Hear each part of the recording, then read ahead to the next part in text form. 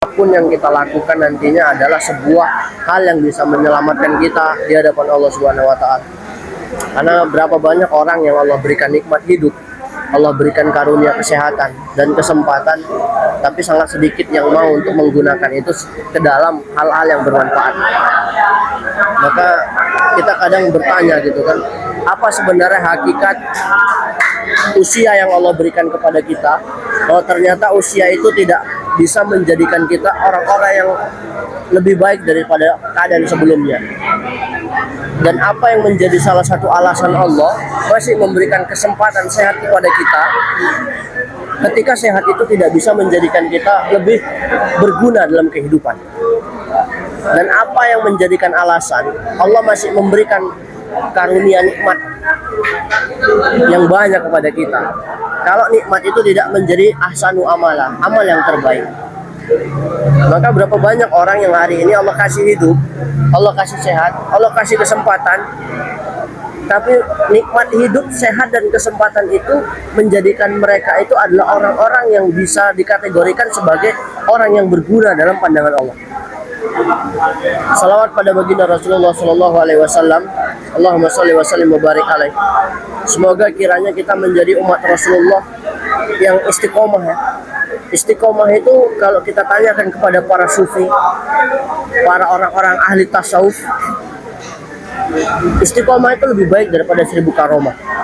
Kalau di pondok-pondok pesantren di Jawa itu, mereka adalah para santri, orang-orang yang sangat concern memburu karomah kan gitu. Karomah itu adalah sebuah kemuliaan yang Allah karuniakan kepada para ulama. Kalau mukjizat itu Allah karuniakan kepada para nabi. Nah, kalau kita orang-orang biasa itu biasanya apa? Maunah. Maunah itu pertolongan Allah. Nah, jadi kalaulah kita mengejar yang namanya karomah, kita bukan level para wali atau para ulama yang solid. Nah, kita hanya bisa mengejar maunah, wasilah apa? Amal dan kebaikan kita. Jadi kalau hari ini kita tidak punya yang namanya sebuah amalan yang menjadi salah satu istimewa di hadapan Allah, lantas wajar sih kalau Allah memberikan kita beberapa persoalan yang kadang membuat kita pusing dalam kehidupan kita. Karena kan dalam hadis disebutkan Allah itu beserta prasangka hambanya kepada dia. Ada sebuah cerita menarik kan gitu, Bang, aku sudah sholat, aku sudah baca Quran, aku sudah sedekah, aku sudah zikir, aku sudah selawat, aku sudah berbuat baik. Tapi kenapa doaku nggak dikabulkan dan hidupku susah? Pertanyaannya, dikabul nggak doanya? Pertanyaannya, diijabah nggak harapan dia? Udah dijawab Allah. Apa kalimat terakhirnya? Doaku nggak dijawab, doaku nggak dikabul, dan hidupku susah kan? Aku udah A, B, C, D, E, F, G sampai Z, tapi di akhir dia mengatakan apa? Doaku tidak dikabul. Udah dikabulkan Allah. Karena apa? Banyak orang yang ketika dia berdoa, dia beramal, dia nggak sabar dan dia berprasangka buruk sama takdir Allah. Maka ketika Allah uji dia dengan keadaan seperti itu, maka yang muncul adalah apa? Rasa was-was, khawatir, dan sangka buruk sama Allah. Maka terkadang kalau abang tarik gitu kan, ketika ada persoalan yang datang, itu sebenarnya bukan Allah mau mempersulit kita, bukan Allah marah sama kita, enggak. Tapi coba garis bawahi, ini salahku, ini dosaku.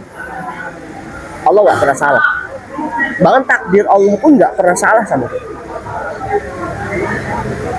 Kan sejarah kita itu kan, kita makhluk bumi atau makhluk surga?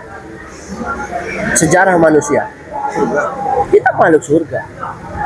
Apa di Al-Baqarah 35? Wahai Adam, tinggallah engkau, duduk manislah di surga, lakukanlah sesuka hatimu beserta istrimu, apa yang kau minta, yang kau mau pasti akan diberikan.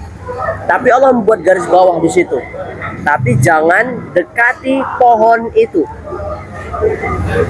Allah kasih semuanya kan? Tapi Allah kasih warning kan? Berarti apa? Ternyata Allah itu sayang sama kita. Terkadang kitalah yang menzolimi diri kita sendiri. Baik, kalau antum ingat doanya Nabi Yunus ketika di dalam perut ikan apa?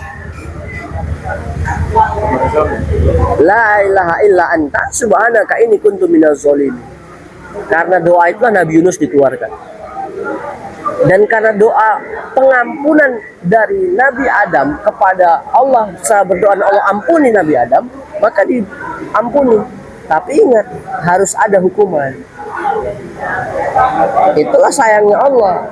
Allah itu bukan marah sama kita, tapi karena Allah ingin bersihkan kita dari dosa.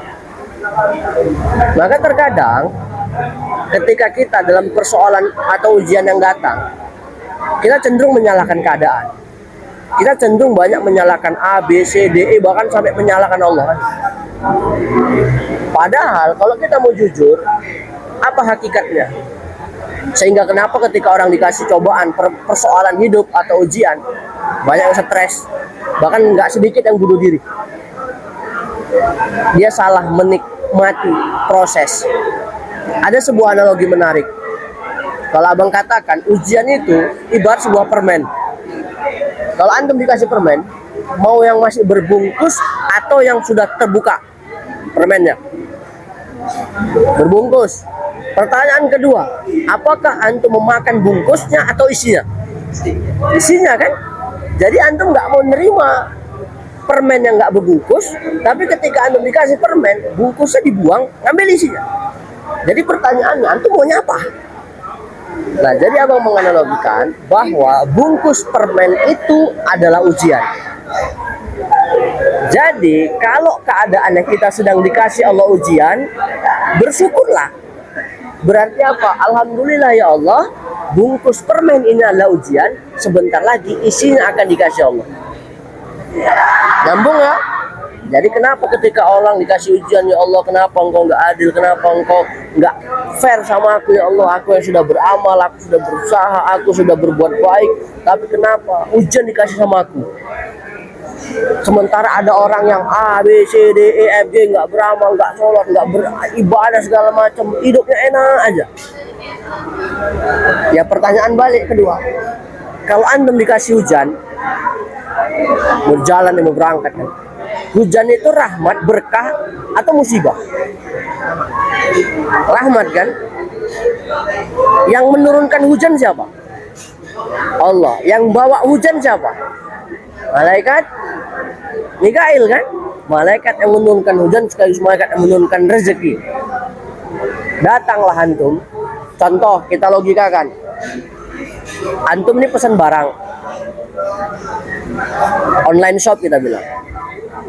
Kalau online shop ada kurir nggak? Kita contohkan ya, malaikat Mikail itu maka bukan menyamakan, tapi logikanya malaikat inilah yang membawa paket dari Allah untuk kita. Tiba-tiba dia sampai ini, ngetok pintu, Assalamualaikum, Bang Fernanda, Bang Fajar kan. Siapa? Kurir. Cabut kau kata. Nggak mau kau datang. Kayak mana perasaan si kurir? Ya Allah, contoh Bang Fernanda sama Bang Fajar, ketika aku mengantar paket pengiriman untuk dia darimu ya Allah, dia mengusirku. Yang tadinya dia mau ngasih rezeki, mau ngasih nikmat, tapi karena kita ngusir, kayak mana perasaan sebagai seorang kurir? Ya Allah, aku diusir, nggak mau lagi ngantar, atau nggak mau lagi aku datang ke sana. Ini itulah kondisi. Maka wajar, itulah Allah. Ya Allah, aku menurunkan rahmat darimu untuk mereka, tapi mereka ngeluh. Mereka menuduh engkau ya Allah nggak adil, engkau seperti ini, seperti itu, seperti ini. Kayak mana ya Allah? Oke gitu kata mereka, udah balik kau malaikat. Ya kayak gitulah kondisinya. Terkadang kita salah menikmati ujian, cenderung menghakimi Allah, padahal kita nggak sadar Allah sedang ingin memberikan rezeki untuk kita lewat ujian. Justru yang khawatir ketika antum nggak dikasih ujian, nikmat datang terus. Ya, case kedua tadi lah. Antum cuma mau permen, tapi nggak ada bungkus.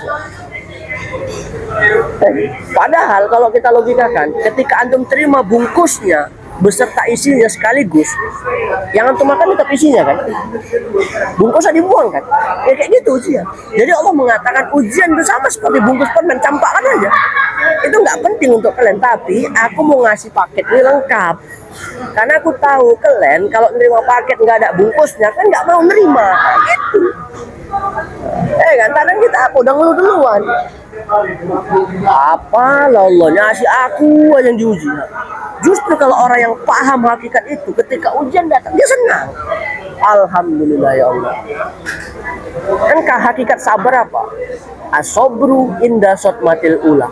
Sabar itu pada hantaman yang pertama.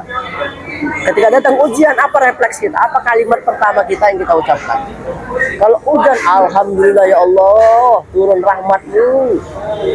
Ketika ada ujian, Alhamdulillah ya Allah, berarti satu, engkau gugurkan dosaku. Yang kedua, engkau sedang memberikan nikmat padaku, tinggal aku bersabar aja.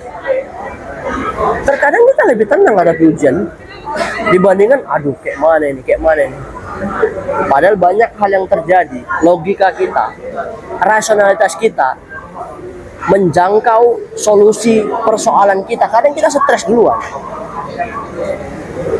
Ya kan? Makanya itu tadi, hakikat kita menjadi seorang muslim itu tetap berprasangka buruk pada semua takdir Allah.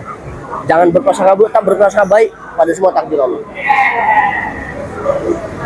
Tiba di kerjaan, dapat lingkungan yang toksik, alhamdulillah ya Allah. Berarti apa? Engkau ajarkan aku sabar di sini. Kedua, engkau ajarkan aku untuk waspada di sini. Ketiga, engkau latih aku untuk lebih dewasa di sini. Kasih ujian, kena repetin bos, alhamdulillah ya Allah. Bisa jadi kalau aku bisa tahan di sini, aku lebih cepat akselerasi dibandingkan yang lainnya. Dibandingkan tuh merepet buat huru hara, nggak jelas ujungnya apaan tuh yang capek, ngapain? Nah itu aja logika. Maka Allah bilang kan sabar itu pada hantaman yang pertama. Abang ada kenalan kan, ini seorang ibu-ibu, dia pengusaha, dia orang Kalimantan atau Sulawesi, pindah ke Jakarta. Jadi ketika itu pada saat perjalanan di tol, dia naik Innova bersama beberapa rekannya, kecelakaan di tol di Jakarta Bandung. Jadi ketika kecelakaan, dia bukan ngeluh kenapa ya Allah, tapi dia mengucapkan alhamdulillah ya Allah. Kawannya kaget, loh kenapa bu? Ya alhamdulillah kita semua selamat, yang satu. Yang kedua, Allah sedang mau mengganti nikmat yang saat ini dititipkan sama saya. Dan ini beliau cerita, kejadian kecelakaan itu di bulan November 2021. Di bulan Februari 2022, mobil yang tadi kecelakaan Innova, nggak tahu dari mana apanya, kata qadarullah diganti oleh sama Fortuner yang terbaru. Nggak sampai 3 bulan. Beliau langsung cerita, bahkan pada saat Zoom beliau sudah menjelaskan pengalamannya. Jadi pengalamannya apa? Bukan tentang apa dan kenapa, tapi bagaimana respon kita menghadapi ujian dari Allah.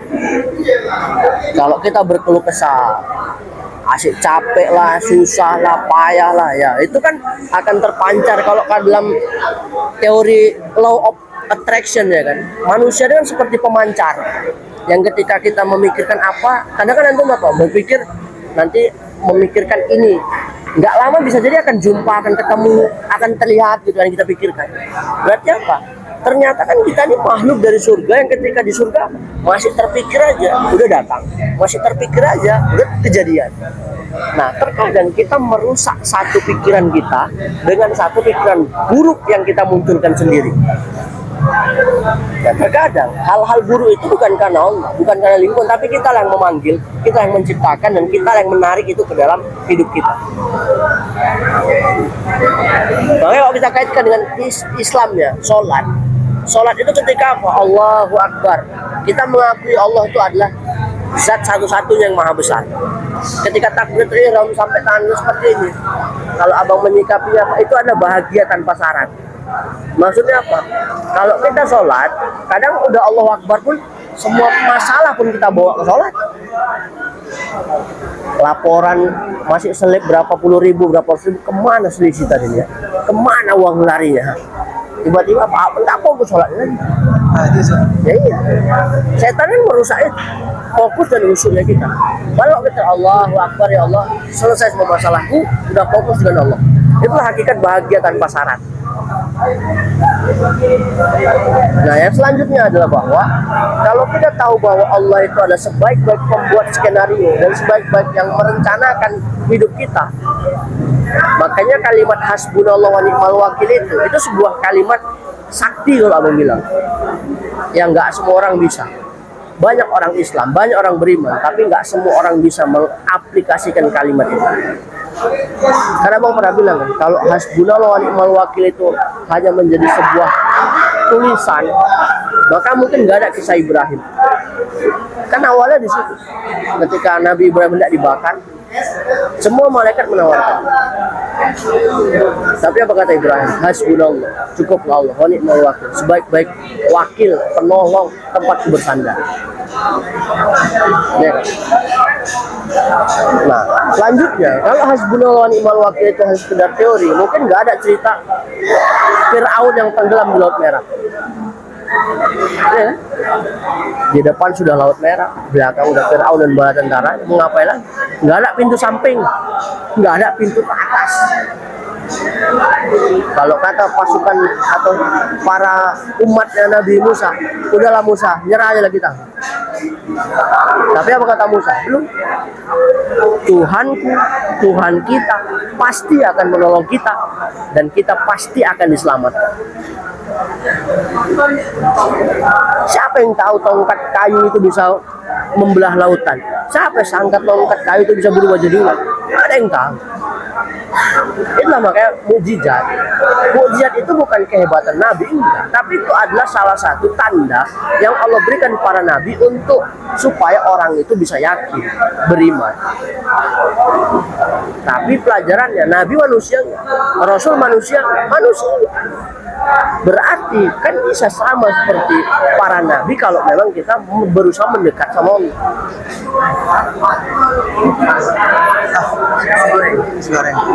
Air hangat 2 ya bang? Oh, 3 bang. Kan gitu dia. Maka terkadang kita yang kurang yakin sama Allah. Terkadang kita terlalu menduga-duga kan gitu. Bahkan kita kadang sampai nggak yakin. Betul nggak ini? Makanya kalau abang ditanya gitu kan, ketika mulai rasa ragu, nggak yakin atau ada muncul omongan orang, coba antum buka aja surah Al-Ahzab, surah ke-33 ayat 9 sampai 12.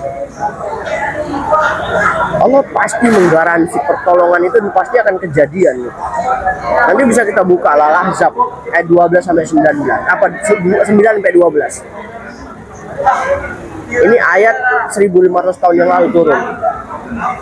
Tapi masih relate bahkan sampai hari ini, sampai masa depan akhir zaman akan tetap menjadi representasi hakikat dari keadaan umat yang sedang ada di masa hari dan masa depan.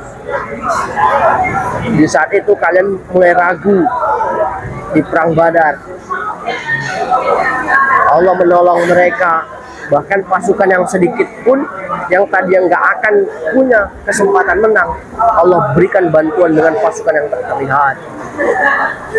Tapi di lain kesempatan, ketika belum datang pertolongan Allah, mereka mulai ragu, mereka mulai menduga-duga yang buruk tentang Allah. Hingga akhirnya apa? Allah berikan keguncangan di hati mereka dengan seguncang-guncang. Artinya apa? Sampai tahap stres kan. Ditambah lagi di ayat 12 Allah bilang, dan di saat itu ada orang-orang di hati yang memiliki penyakit atau orang munafik, mereka membisikkan sesuatu hal, apakah akan datang pertolongan Allah dan Rasulullah kepada kalian kan? Itu sebuah kenyataan, kan banyak hari yang kejadian. Makanya ya antum sebagai orang yang punya iman gitu, jadi ya jangan sampai menjadikan diri kita itu juga seperti orang yang nggak yakin dengan Allah kan gitu.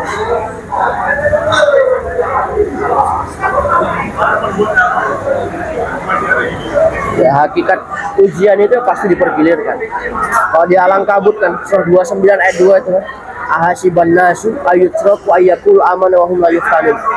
Apakah kamu akan mengira akan dibiarkan begitu saja, mudah mengatakan aku beriman, padahal belum diuji untuk kalian? Tidak akan mungkin. Dan kalau ketika orang sekolah atau kuliah, kalau belum UTS atau UAS, belum layak dinyatakan naik kelas atau naik semester. Makanya dari situlah kita belajar bahwa hakikat ujian itu adalah sebuah keniscayaan. Tinggal persoalannya bagaimana kita menyikapi ujian itu. Terkadang kita salah sangka duluan sama Allah, nggak yakin duluan sama Allah, bahkan sampai bersuudzon duluan sama Allah. Padahal Allah sama sekali nggak mau menyusahkan kita. Allah nggak mau sama sekali merepotkan kita. Tapi kadang kita mau repotkan diri sendiri. Dan selanjutnya, terkadang kita lebih menuhankan makhluk dibandingkan Allah. Abang selalu bilang kan, ketika hayya ala sholat berkumandang, kemana kita? Itu pertanyaan iman. Kita minta, ya Allah karuniakan aku kebaikan dunia dan akhirat, berikan aku kesuksesannya. Makanya kalau kata Ustadz Felix Shaw kan, Allah aja diduakan, apalagi manusia. Ya. Jadi ketika hayala sholat, kemana kalian? Kalau Allah menyambut hayala falas, ini aku berikan kesuksesan, kemenangan. Tapi terkadang banyak orang yang lebih mencari kemenangan, kesuksesan semu dunia dibandingkan Allah. Jadi abang sampaikan berapa waktu lalu, lebih bagus kita kehilangan sesuatu karena Allah dibandingkan kita lebih bagus kita kehilangan sesuatu karena Allah daripada kita mendapatkan sesuatu atau kehilangan Allah. Oke, secara karir duniawi terlihat bagus, prestis tertinggi. Tapi untuk apa kalau hanya semut? Yang bahkan Allah pun tidak memberikan itu untuk kita secara utuh kan gitu. Nah, kalau abang tanya kan, lawannya sehat apa? Sakit. Hidup? Mati. Kaya? Nggak ada di Quran itu Allah memberikan miskin. Kaya tuh cukup lawan. Terkadang kita yang khawatir duluan. Ya Allah, kenapa engkau berikan aku miskin? Ya udah dikasih lah, Mom. Ternyata lo nggak mengharapkan kita tuh miskin.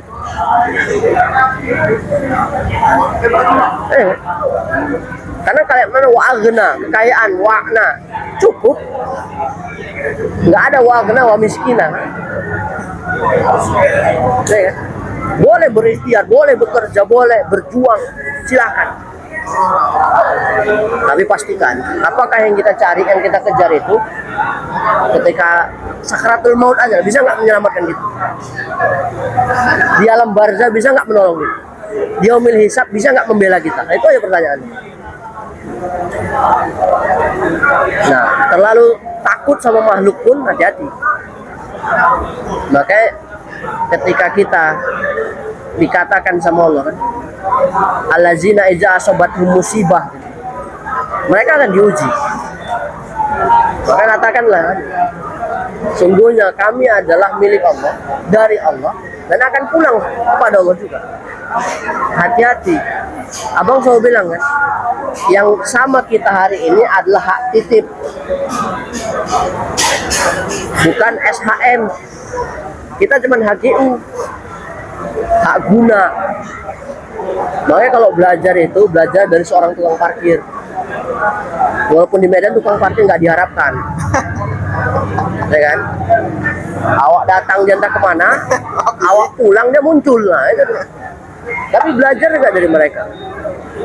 Yang dijaga bukan hanya kereta, sepeda motor, bukan hanya mobil, bahkan yang mobil mewah pun dia jaga. Tapi ketika yang punya datang, nggak pernah dia menghalang-halangi. Paling agak ditahan dikit. Bang, mau parkir banget ya. Ya, ya.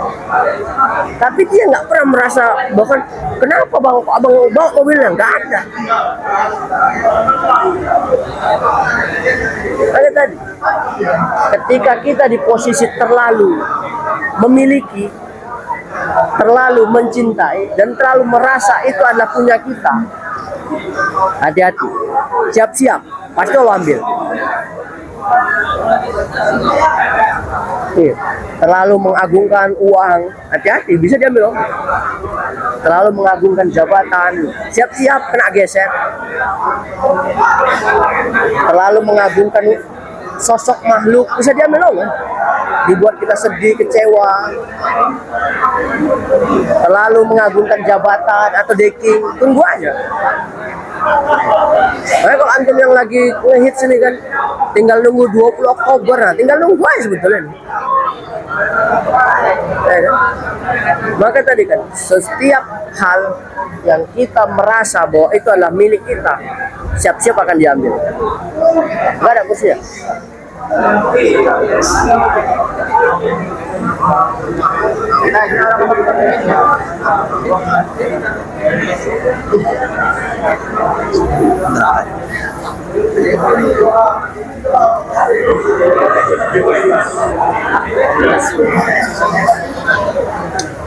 Udah sama kondisinya, orang berebut kursi sekarang kan. Ya kan? Padahal dua pekan lalu masih aman. Ternyata kita paham kan. Setelah orang berebut kursi DPR, sekarang berebut kursi menteri ya bahasanya. Kursinya aja. Iya.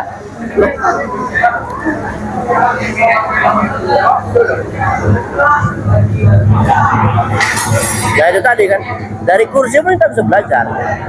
Kalau yang haknya adalah satu orang satu kursi, tapi satu orang menguasai lebih dari satu kursi, ya kayak gini kejadian. Ya, ada yang berdua jadikan 3 atau 4, ya kayak gitu pelajaran.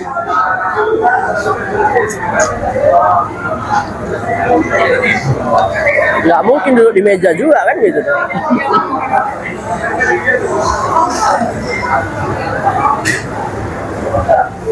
Itu kan.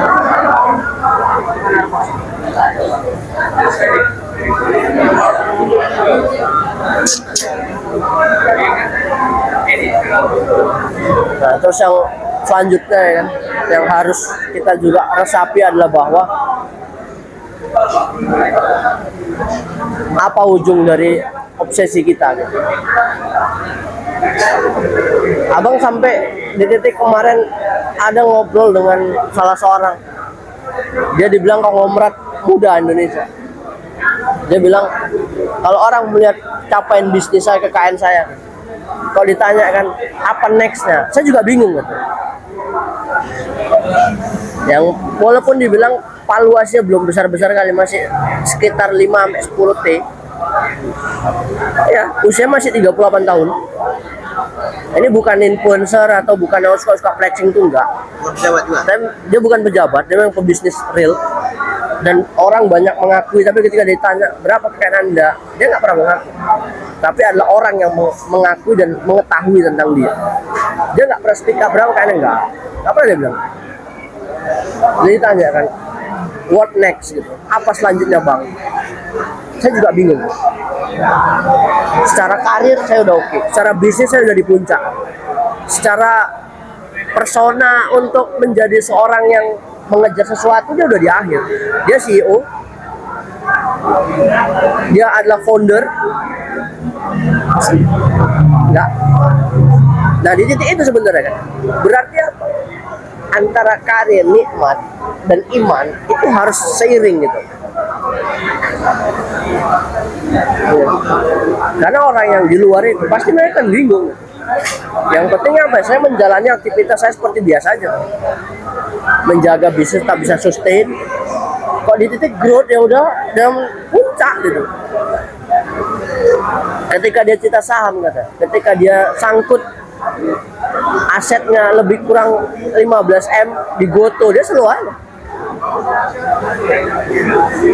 Karim. Hah?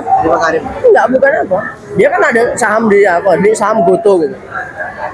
Dia bukan pejabat. Sangkut 15 M lah gitu. Tapi ya udah biar aja lah kan gitu. Ini kalau ditanya nasi ya?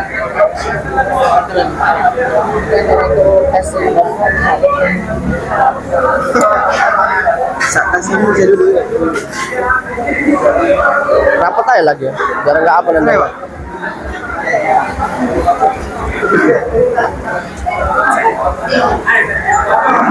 Maka itulah pentingnya kan, Allah masih karuniakan iman dan Islam sehingga kita tuh nggak menjadi orang yang oleng. Maka doa yang nggak boleh kita lupa, nah, Allahumma ya muqallibal qulub tadi kan, sabit qulubana dinika ala ta'atik. Allah yang memiliki hati kita. Ketika kita hari ini diberikan Allah karunia untuk menjadi orang yang istiqomah dalam kebaikan, jangan bangga dan jangan pamer, jangan sombong gitu. Karena bisa jadi nggak ada yang bisa menjamin kita. Maka Allah mengatakan ya ayyuhallazina amanu taqullaha haqqa tuqatih wa la tamutunna illa wa antum muslimun. Ya Allah panggil orang yang beriman. Bukan ya ayuhan nas, bukan ya Bani Adam. Tapi Allah mengingatkan orang yang beriman. Bertakwa dengan sebenar-benarnya kalian. Jangan kan mati kecuali dalam keadaan Islam. Artinya apa? Lebih bagus mantan bandit dibandingkan mantan ustadz atau mantan ulama. Ada bang lihat kemarin salah satu podcast kan? Saya adalah mantan ustadz kan? Saya bangga keluar dari Islam. Itu keluar juga. Ya nggak sedikit gitu kan. Nah, saya sudah pernah di pesantren sekian tahun, saya sudah banyak mengkaji kitab ini dan itu. Ternyata apa? Hati-hati. Kalau Allah menghendaki seorang itu dengan sedikit kesempatan belajar tapi dia istiqomah, Allah akan jaga niat itu. Tapi kalau dengan banyaknya ilmu menjadikan dia merasa jauh dari Allah, ya Allah cabut tadi. Nikmatnya menjadi Islam. Maka hati-hati. Maka 3 golongan yang akan dilemparkan Allah dari surga, padahal dia termasuk ahli surga. Yang pertama apa? Ketika ada seorang yang dia mati syahid, jihad fisabilillah, kan nggak ada balasan bagi orang jihad kecuali apa? Surga kan. Bahkan sampai jasadnya itu pun pakaiannya jangan dilepas dari dia pada saat wafat. Ketika ditanya sama malaikat, wahai fulan, kenapa kau bisa kemari? Aku karena mati syahid membela agama Allah. Bertanyalah malaikat sama Allah, benarkah ya Allah? Dusta kata Allah. Dia bukan mati syahid, dia cuma ingin dianggap sebagai pahlawan, campakannya ke neraka. 2, orang yang ahli ilmu. Hati-hati juga yang banyak ilmu. Kalau perbandingan ada ilmu, iblis lebih profesor, lebih jago, dia ngakal-ngakali. Bahkan ilmu ngakalnya pun di luar batas dari apa yang dipikirkan manusia. Maka ingat ya, iblis itu ketika melihat orang ahli ilmu, dia nggak akan mendebat ahli ilmu, tapi dia akan memunculkan sebuah epistemologis baru, sebuah filosofi yang membuat orang itu ragu dengan ilmu yang dia sudah paham. Hati-hati. Maka di An-Nas Allah bilang, allazi yuwaswisu fi sudurin nas. Allah akan terus memantau hati. Kenapa? Hati itu sering was-was. Betul nggak nih? Itu kerjaan setan. Jadi kembali lagi orang berilmu tadi, wahai fulan, kenapa kau bisa sampai surga? Karena aku termasuk orang yang dimuliakan Allah karena ilmu. Kan Mujadalah ayat 11 kan, yarfa'illahu lazina amanu minkum wallazina utul ilma darajah. Allah akan mengangkat derajat orang yang beriman dan berilmu. Ditanya malaikat, benar ya Allah? Kazib, dusta dia itu. Dia bukan mulia karena ilmu, tapi dia hanya ingin dianggap followersnya banyak, penggemarnya banyak, dan hanya ingin dianggap sebagai ilmuwan, bukan karena aku ilmunya. Campakkan di neraka. Yang ketiga orang yang bersedekah. Sama pertanyaannya, apa kata Allah? Dusta. Dia bukan orang yang tulus bersedekah, berinfak, tapi hanya karena ingin dianggap orang dermawan dan takut dianggap orang pelit. Maka itulah pelajaran untuk kita hari ini kan. Nggak banyak yang abang mau review, tapi berusaha untuk menjaga. Kita bukan orang baik, kita bukan orang ahli ibadah, kita bukan ustadz, bukan ulama, tapi adalah kita manusia yang terus berusaha memperbaiki diri kita. Karena kalau antum merasa lebih baik daripada orang lain, lebih baik daripada orang-orang yang ada di sini, yakinlah ternyata setan telah berhasil menjadikan antum pewaris sejatinya sampai akhir zaman. Tapi setan itu kan, iblis itu dikeluarkan bukan karena nggak mau beramal, nggak mau beribadah. Cuman satu kalimat, ana khairu minhu. Aku lebih baik daripada dia ya Allah. Hati-hati. Lebih bagus ahli maksiat tobat dibandingkan ahli taat yang murtad. Nah, Waalaikumsalam. Kembalikan ke moderator. Assalamualaikum warahmatullahi wabarakatuh.